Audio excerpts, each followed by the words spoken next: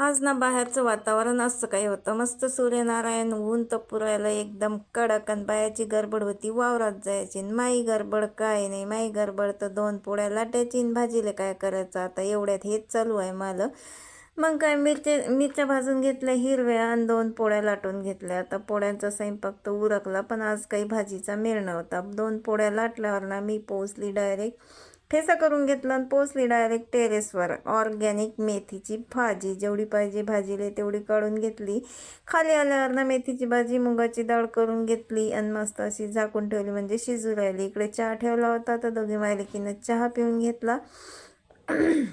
चहा पिऊन झाल्यावर ना भाजी काढून घेतली. मेथीची भाजी मुगाची डाळ मस्त अशी शिजली होती आपली. तर म्हटलं आता पसारा आवरा लागते, तर मग भाजी काढून घेतली आणि पसारा आपला बाहेर. आज भांड्याचा पसारा एवढा झाला होता ना का 2 वेळ भांडे न्यावं लागले. एका फेरीत तर गेलेच नाही. नंतर मग तिला प्यायले सोडले. चला तर मग बाय.